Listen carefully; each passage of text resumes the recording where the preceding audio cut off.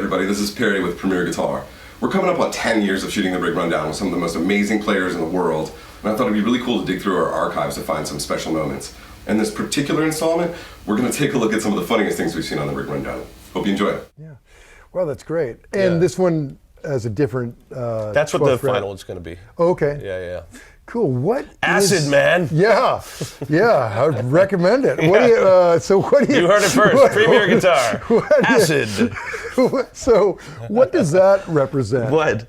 It's a collision between the energies, brah. You've Clearly. got the red and the blue, and it comes together, and everything is an infinite mosaic of perfect, infinite present. Yeah. Right. That's what I thought.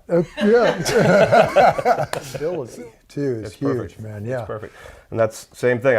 I'm not careful with anything, especially conversations, because I keep stepping on yours. It's because I'm psyched. Sorry, man. And I got a cold. You're awesome. I got burns on my nose. Well, that's too cool. Well, thanks so much for joining us. I think you ought to play us out of this thing. We should be mellow. What do you think? I was thinking you're gonna rip, but mellow's cool too. Whatever you do, it's your rundown, man. Is it? Yeah. Hi there, guys. My name is Devin Townsend, and I've been watching the Rig Rundowns for many years now. And I would like to say a cordial thank you to the Premier Guitar guys for allowing a douche like myself to come on here and talk over this man the whole time while he's trying to ask me questions. Why? Because I am excited, but I'm also a narcissist, and the combination of those two things makes it such that now that I've got your rapt attention, you guys should buy all this stuff that I've got going on, because it'll allow me to make more music, because on some level I make a percentage on some of these things. So, but I love it. Guitar fucking rolls, right? This is the wrong music for making those noises. Yeah, that was not really guitar rules music, but it's very pretty. Guitar is an effervescent void in which we can lose ourselves, which is celestial beings. That's all our goal in life is to ultimately do. Hey everyone, this is Chris Keys for Premier Guitar, hanging out with Marissa of Screaming Females. I guess technically you're the Screaming Female. I identify as a female, and sometimes I scream. It's a true story. But most of the time I'm quiet. Okay, as you are now. Yeah. Excellent. Well, could you quietly tell me about your guitar? I don't know that much about it. How much did it cost you? You told us earlier. It was for free. How'd you get for free? They gave it to me. I don't know why. Who's they? G&L. Oh, dang. All right. The G stands for something, and the L stands for Leo. What's the G stand for? Greg? George. George? You think so? Yeah, I think it's George Fullerton. Cool. That'd be my guess. This is my second one. It's an S500. I have another one, which is the one that I started playing first when we started our band, Screaming Females, and then my cousin Doug gave it to me. And I really love it. Here, I'll hold it just so you can... try holding it. It's fantastic. Yeah, play it. This one technically is crap. This one says crap on it. I think that's funny. This one doesn't say crap on it, but I broke it last night, and Mike said it's probably because I should stop throwing it around. Mike plays bass in Screaming Females. Yeah, there's not much to say about it. Have you done anything to make it more yours besides the cracks and the throwing? Well, I like to throw it around. I like to break it a little bit sometimes. It adds character.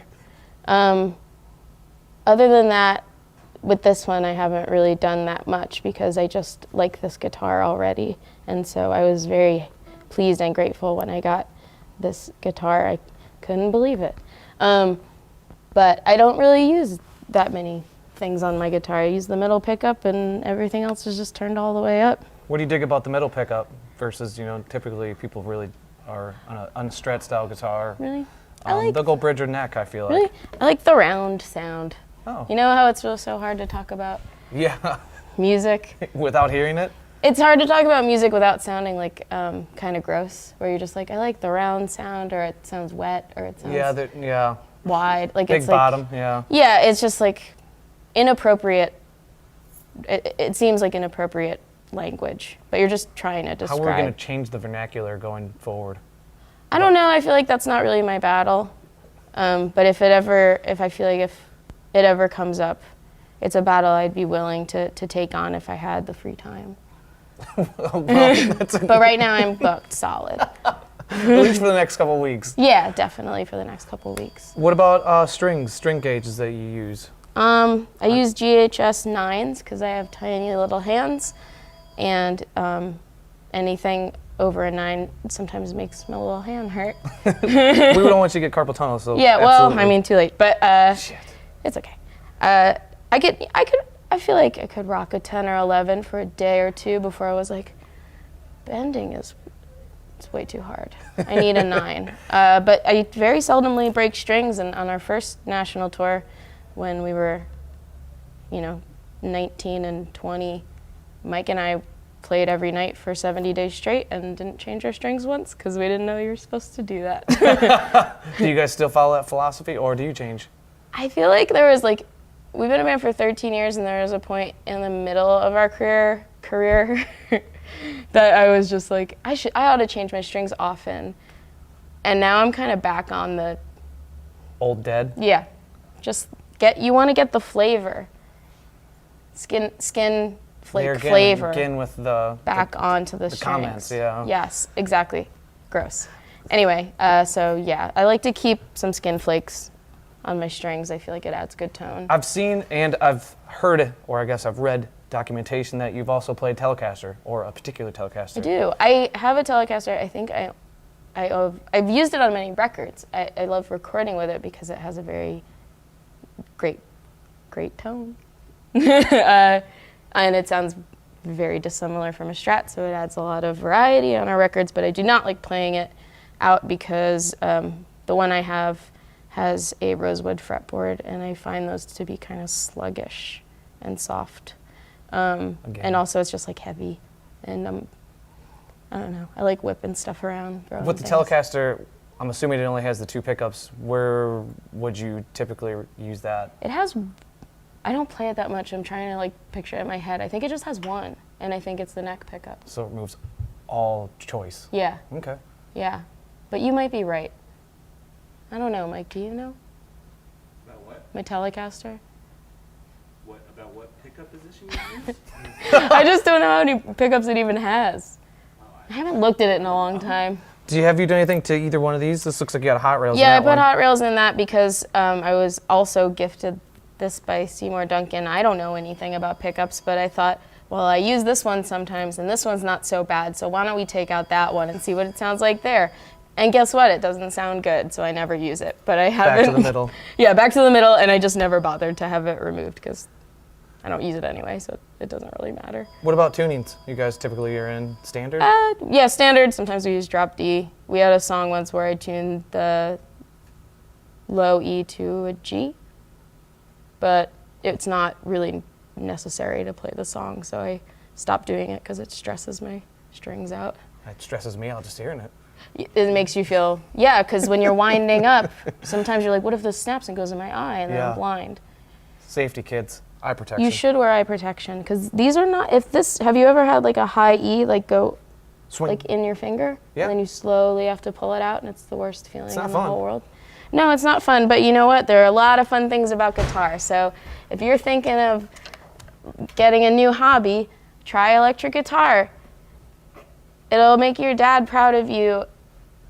Is your dad proud of probably. you? I think so. He loves rock and roll. Well, hell yeah, then. Yo, what's not to like? Loud music, a cold one, Okay, speaking of that, whatever your cold one preference we're is. talking about eye protection. I want to talk about ear protection and being loud because that thing Yeah, is it's loud. loud. Yes. Is that why you dig it, or did you get it for free? This I paid some cash for. Currency. Yeah, I used American cash to buy this from my friend Nick, who knows a lot more about amps than I do. Mike got his acoustic amp, and I still was using a 40-watt solid-state Hughes and Kettner. I don't know if you've ever been blessed to see such a wonderful model of amplifier, but it's great. It's about this big.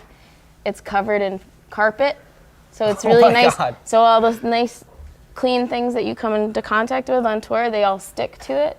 A lot of dust bunnies. Yeah, like dust and beer and boogers and puke and stuff. So Marissa, I call those memories. they are though. Some of them are. And so I had that for 7 years, and then Mike got a big boy amp. So I needed a big boy amp, and for a while I had a custom Hustler, which is I bought it because it looked nice, and I thought it sounded good when I bought it. But then it was like such a nightmare. It's really heavy, and it didn't work most of the time, and it fell over a lot. Sounds like I'm describing myself. Are you off balance often? No, actually I have pretty good balance. Okay, good. I feel like I'm low to the ground, so I'm all right. Your center of gravity is pretty... I did one of those We Fit once, and it was like, your balance is like 98%. And I was like, I feel so validated. This was great. Self-esteem boost. Yeah. So Nick showed me this, and I played it, and I was like, I'm sold. This sounds great. And unlike the custom Hustler, the sound I've been hearing that's been coming out of it for the many years since has still been pleasing to me. So I've just continued to have it. It has a recessed speaker. That's what I was going to ask, because now you have that cover that's very ironic, because where the kids are watching this right now I know, but is on the internet. Oh, yeah? Yeah. Well, I mean, I'm not saying get off entirely, just like consider taking a little break. Yeah, every now and then. Jarrett made me this frame so I could put my new little grill on it. It was very nice of him. I dig it. And there are the speakers. I think a cat peed inside of this. What gives you that feeling? I don't know, because, if you get your head in, it's... God. Never mind. I'll take your word for it. Yeah, it's got a cat pee smell. But so I'm wondering if maybe this grill wasn't on for a while, maybe one of Nick's cat... Does Nick have cats? Maybe one of Nick's cats blessed it up. Could have been a rando. Could have been a drive-by. Dumpster cat. You never know. But, yeah, so, and that's the story of the amp, really. A lot of guitar players, there's a lot of artists that have their own signature guitar, but you actually built your guitar. Yeah, I make them, made them in a machine shop. Unbelievable. So this isn't like parts that you No. bought and then bolted together. No, planks of wood, and the original ones, we made the necks out of wood, but I had a mold made out of graphite. Really? So I didn't want to make it anymore. It's a hassle. I don't have patience. So how'd you get into that? How'd you start making guitars? This guy just walked in one day with a guitar into the shop, and he was working on it, and he was doing it wrong, you know? And he asked me, he needed something, and I'm like, what are you doing with that thing? And he's like, oh, I'm, chopping it up, then I could sand this. I'm like, give me that fucking thing. I put it on a machine, and I made it perfect for him. He was like, ooh. And then, he started working in our shop on guitars, and the one I made, I had drawn it on a book cover in high school. Yeah, your mom covers your books in fucking paper bags. Right. So I drew the guitar on there, and it's the only thing I ever saved. I saved because it looked really cool. I'm like, that's really cool. I'm going to save that. So I started working with this guy, and then I was playing the Iceman at the time, Paul Stanley. So I laid it on the ground, and I took the picture, and I eyeballed it, and it was to scale, like perfect. So then I just, cut it out and made it. Wow, unbelievable, man. That's amazing. And you go with a single Seymour Duncan humbucker, right? Yeah. And I see you're also using a Floyd Rose. Yeah. But you're not using the whammy bar. There's no block on the bottom. I made it into a, what do you call that, a stop tail piece? Yeah. Yeah. But you still get the dive. No. It's just a stop tail piece. Huh. But you like the tone of it, and it's just what you're comfortable I can't get cut on it. That's why I like it. Oh, yeah. I never thought of that. Yeah, it's nice and round. There's no screws sticking up. Huh. Hey, would you mind if we get over?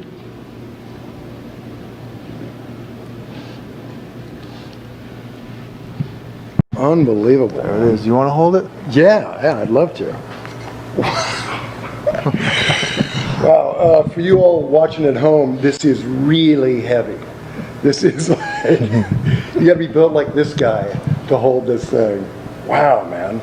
So the neck goes right through the body, right? Yep. And is that the graphite? That's all graphite, yeah. The neck through is graphite. The truss rod's here. These sides come off. It's like a bolt-on body. What happens is there's pins here. These screws are going through them, 4 pins, and it comes off.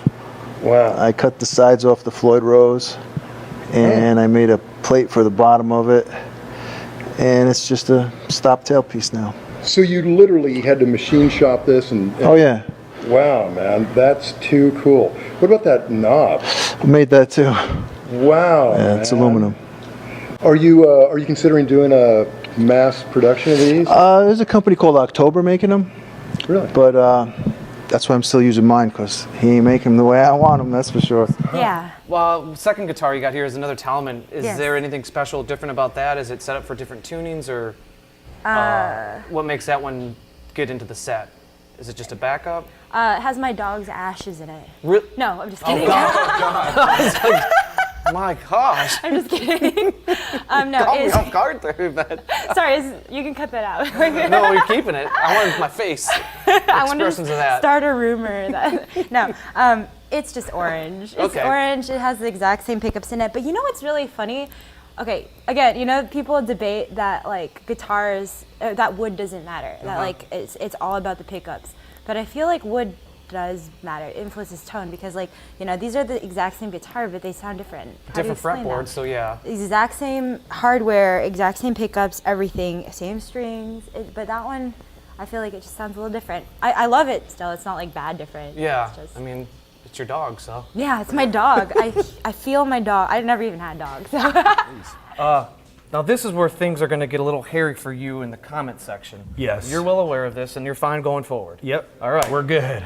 Talk to me about this amp. Okay, so this amp was a PV 6505 combo. PV gave this to me like 10 years ago. They gave me this amp and a guitar, and it was so funny because after all this emailing and blah blah blah, I never heard from them again.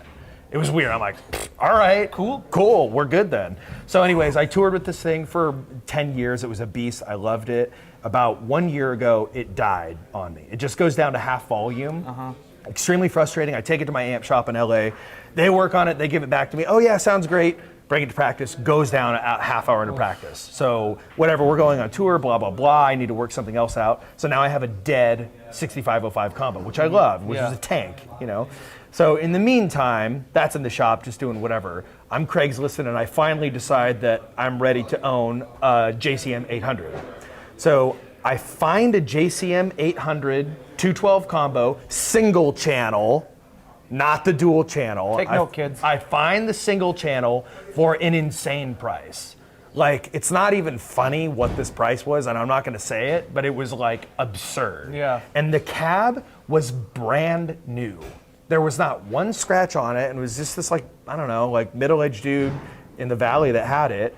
And like, I'm telling you, it had never left the studio. So this is like whatever, an 80, 81, you know, like holy grail guitar amp that was brand new. So I'm like, I'll take it, you know, whatever. Get it home, and I'm like, fuck, okay, I need a case for this thing. A case for that kind, you know how the Marshalls, they're a little, they're not as deep as like a lot of combos, you know? So you don't just go on Craigslist and find a road case for it. You gotta have them custom built or find a used one. And it was like $300 or $400 for the case. And I was like, no, not doing that. I mean, look at where we've already talked about this. I'm not spending $400 on a freaking There's a case. ceiling, and it's low. So all of a sudden I had this idea. I was like, well, wait, what if I take the chassis out of the 212 Marshall cab and see if we can just jam it into the corpse of the 6505. So I brought it to my amp shop, and I talked to like 3 different like amp dudes, and they're like, don't do that, dude, come on. That's like sacrilegious to do that.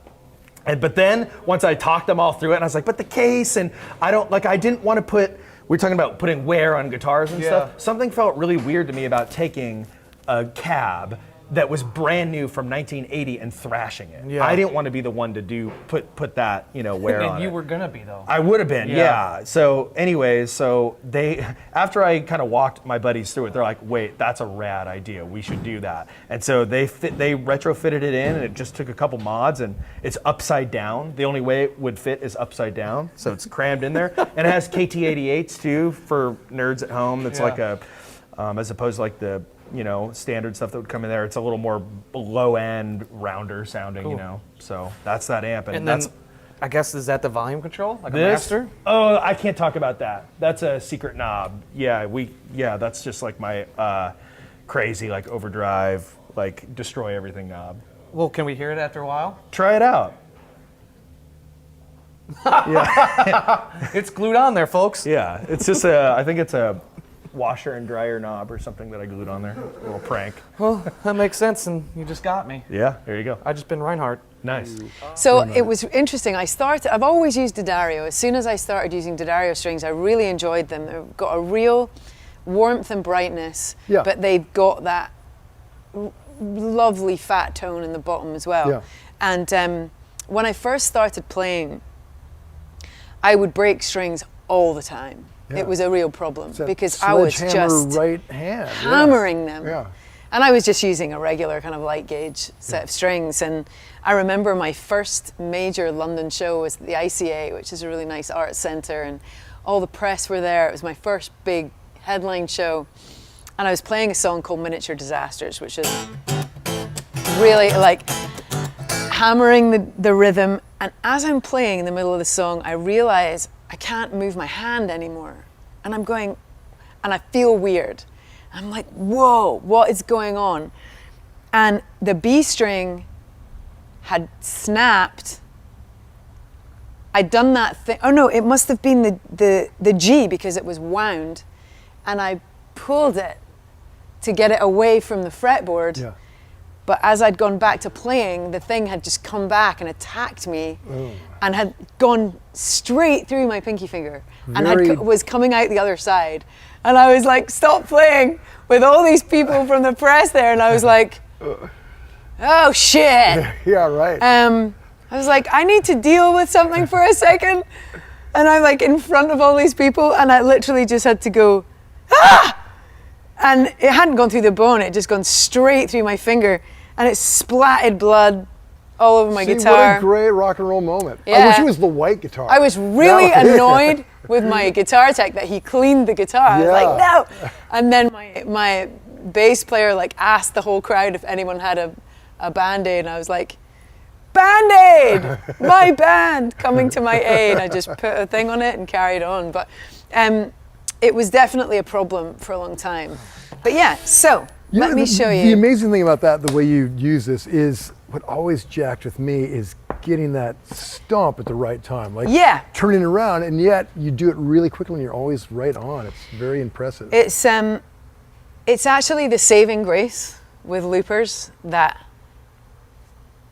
the world will never be swamped with people singing with loops. Yeah, with loops. Right. Because it's too hard. It's really hard. And it was really funny after a show one time, this woman came up to me, it was in America, she goes, Katie, I got a bone to pick with you. I was like, what? Great American Thank accent. You. She goes, spot on. I bought one of those loopers for my husband and it sounds so shitty. And I said, why? And she said, oh, it's all over the place. I think it's broken. I was like, babe, I don't think it's the looper. Yeah, pilot air. Yeah, pilot air. Yeah, definitely.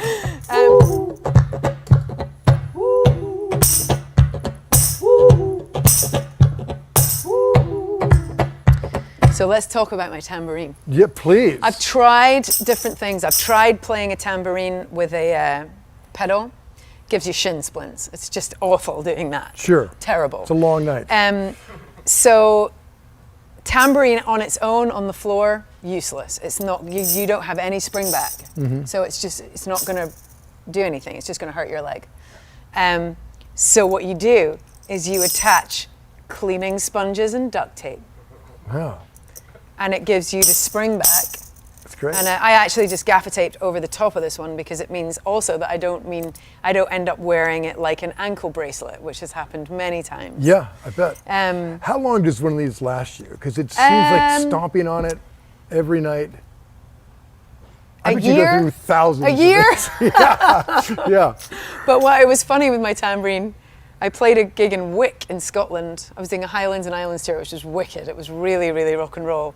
And everyone was drunk, hammered, Saturday night. As you do. Sure. As they do in Scotland. And someone stole it, this very tambourine. It got stolen and I was gutted, I was like, guys, you can't steal stuff from the show. Yeah. And so I went on social media, all hail social media, and I said, look, no questions asked. Please get it back to my hotel by 11 a.m. And this turned up on its own in a cab Fabulous. You know what? I love that. So I was like, how the fuck the tambourines take taxis on their own? And I was like, where have you been? Who have you been with, you filthy thing? And then there was this really funny whole like thread of stuff where people were like superimposing my tambourine partying with Oasis and like as one of the rings at the Olympics, and it went all around the world. Great. So yeah, I got it back. Well, at least you're doing it the natural way rather than, dragging it behind the tour They has bus. to be refretted every 5 minutes because of the sheer speed that I'm operating at.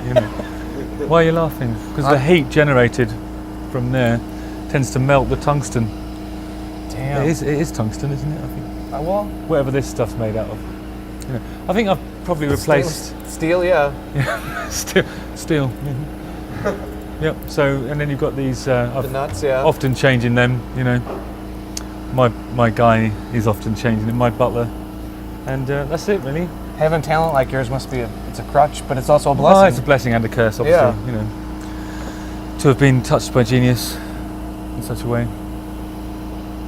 Let's take a moment of silence. just to express. There's no way to express gratitude to the Creator for what He's bestowed upon me. Well, it's my calling now. So every night I must bring pleasure, and these are the instruments. Those are the tools you use. Yeah. A and B. And of course, I'm guessing we don't have anything getting in the way between you and the fingers, so there's no pedals. I think pedals are just not. No, your well, thing. I do have I have a Mike Hill switcher, which I've had for a long time. I've probably had that for 10 years, maybe 15 years. And really, it's just a big button that has a red light on it, and so I know that I'm in the lead. On the lead Face amp. melt, yeah. Yeah, it's watch out. The red light means look out. Here comes danger. And so you don't have any other pedals though? Nothing, no it's all in drives, here. boosts, all in nothing. here. If I want an echo, I just play the same thing twice, but the second time slightly quieter. If I want an overdrive, I just play it a bit harder, and if I want that little push over the cliff, I turn the plectrum round to the sharp end. See, thankful that us mere mortals can't do that, because otherwise all those pedal companies would be out of business. Well, I mean, good for them. I mean, it's good that they're out there doing it. I mean, I used to use a lot of pedals as a younger man, but I don't know. I think, well, when you get to my age, 28, you appreciate the rawness of the tone, and I think anything that sort of hinders your experience of that. I mean, in all seriousness,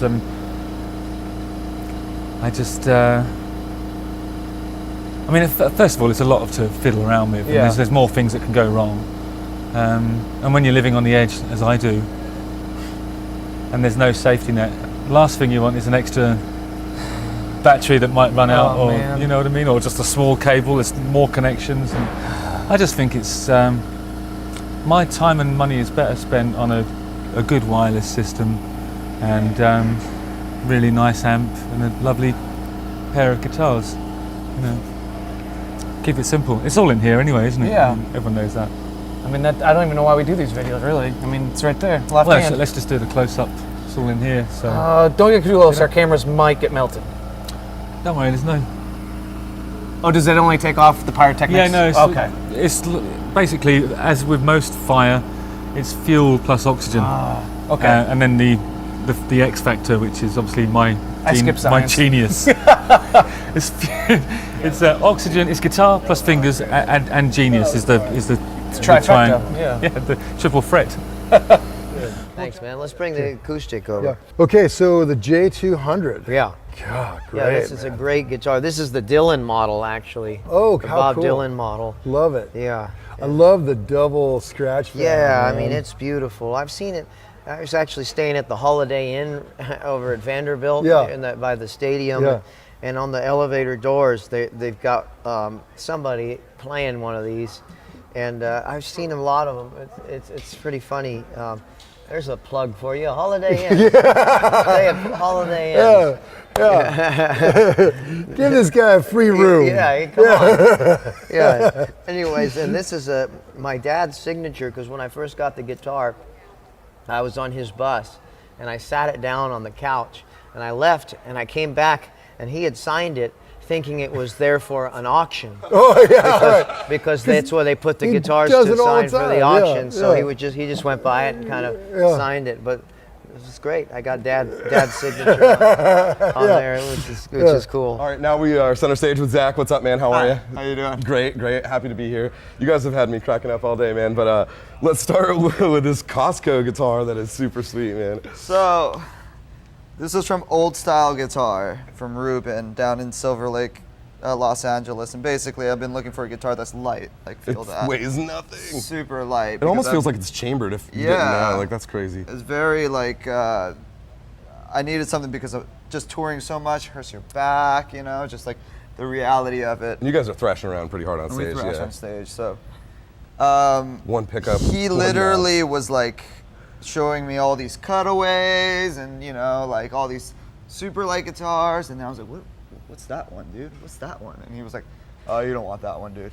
You don't want that one. I was like, what is it? And literally picked it up and had to go like this and just dust. And he's like, I've had this guitar for 15 years and nobody's wanted it. Bingo. And I was just like, winner, winner, chicken I dinner. love it. I love it. Funny story though, recently I needed to get it serviced. And Ruben, the guy that sold it to me, he was out of town. And the guy was like, hey, do you use the pull knob? And I was like, it has a pull knob? What is it, like a what? coil? It turned a coil into, yeah, split? split the coil. And then I was like, dude, I had no idea it even did that. Is that just a volume, or is it says Just tone? volume. Okay, because the It's knob just- says it says tone, but tone, it's just it's just volume. And I'm sure you put a different pickup in it, right? That's a tone zone, yeah. Yeah, it was basically, it was too loud. Too hot of an output? It was too hot of an output. Yeah, so or it was the other way around. I can't remember.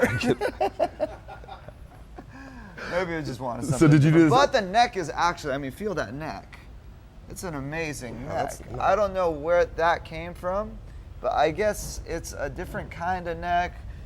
But funnily enough, I've been trying to figure out where this guitar comes from, and finally, he sends me a picture, a screenshot of Costco Ottawa for $75. God, That's what this guitar is. Dude. That's actually kind of a rad story, man. Yeah, and that's your number one. This is my favorite guitar. I call it Tim Armstrong's head. Because of the spider web. Yeah, he didn't like that too much. He didn't. I would have like funny. Oh, real funny, bro. Yeah. And then Funny, this bro. is your backup, this tally, huh? Yeah, that's my backup. That was given to me by my uncle because he got deported from Hawaii, and he had to leave it. And yeah, I think it's an 82. Oh wow. Yeah. And yeah, this is the Burritos. That rules. At least it's getting some love. Oh man, this guitar sounds great. American made. It's a great guitar. 3 banger It's saddles just and stuff. Yeah. fucking heavy. It is pretty meaty. Yeah, so. I have a couple tellies, and this is definitely heavier than all of mine. Yeah, I think it's an 82. And of course, hunk of wood. I just destroy it. You guys can see this. There's just cracks and shit all up and down the neck. I've broken this guitar so many times. I wish I had my Strat with me. I was gonna ask because I've seen you playing Strats. I had a Strat that I broke and I got fixed, and my uncle that fixed it in Hawaii, he was like, Zach, get over here. Opened it up, he was like, opened it up and it was handwritten, it was 67. Oh no. Really? He's just like, had you never opened it up? Problem. You never opened it up for anything? Why are you breaking guitars on stage? It's like, I don't know. Like, and I bought the guitar for $100 from my sister that got it from a pawn shop in Hawaii. You know what I mean? Was it for real a 67? It's a 67 body. Oh, yeah. Dude. Whoops. How bad is it broken? It's pieces, huh? Pieces, but he fixed it. Oh, that rules. Yeah, he fixed it. It's not the best sounding. I was gonna say it probably didn't play the same afterwards, huh? Yeah. Let's start with this cool EQ pedal. So this is a Boss GE7 equalizer. Yeah, and it's just flat. And I put it on just to boost the signal for the poor sound guy. Sure. So I don't if I go over here, and Josephine and Kim and I talk about this a lot, if I go over here in between songs and try to adjust both my volume and my my gain, I will sit here like I just smoked a joint going, wait, that sound could be a little better. Wait, is that could be better? You know, that kind of thing. And it's just constantly like, Is that too loud? Is it right? So And this it's a just rabbit hole. Gives you a quick way of matching volume. Yes, exactly. Yeah, And so great. that's the main thing. It's a volume matcher. Okay, cool. And let's hear about this very cool garish gold Garish? Marshall. Garish? Well, fancy. I don't know. Is garish too much? So- well, flashy. Flashy, there you go. Yeah. Sunny, how about sunny? Sunny. Classy Yeah, and sunny. Classy as shit. Here's